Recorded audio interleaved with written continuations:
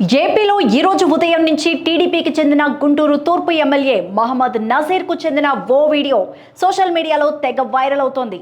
దీనిలో ఆయన ఓ మహిళతో సరసాలు ఆడుతున్నట్టుగా ఉంది. దీంతో ఒక్కసారిగా విమర్శలు వెల్లువెత్తుతున్నాయి. ఇప్పటికే అధికార టీడీపీకి చెందిన సచ్చివేడు ఎమ్మెల్యే ఆదిమూలం కూడా ఇలాంటి కేసులోనే దొరికిపోవడం, ఆ తర్వాత సదరు మహిళతో రాజీ చేసుకోవడం అప్పట్లో దుమారాన్ని రేపాయి.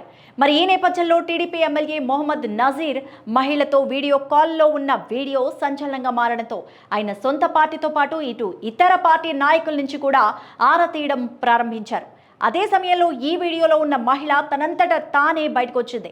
టీడీపీ రాష్ట్ర తెలుగు మహిళా కార్యదర్శి గుడిపల్లి వాణిగా ఆమెను గుర్తించారు.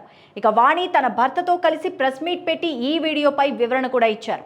తన ఫోన్ను హ్యాక్ చేసి తాను తన భర్త రైల్లో వెళ్లేటప్పుడు తీసుకున్న సెల్ఫీ వీడియోలను మార్ఫింగ్ చేసి తాను ఎమ్మెల్యే నజీర్ అన్నతో వీడియో కాల్ మాట్లాడుతున్నట్టు డీప్ ఫేక్ చేసి ప్రచారం చేస్తున్నారంటూ ఆమె చెప్తోంది. మరి ఇలా తన వీడియోను డీప్ ఫేక్ చేసిన వారిపై చట్టపరంగా ముందుకు వెళ్లబోతున్నట్టు కూడా వాణి ప్రకటించారు.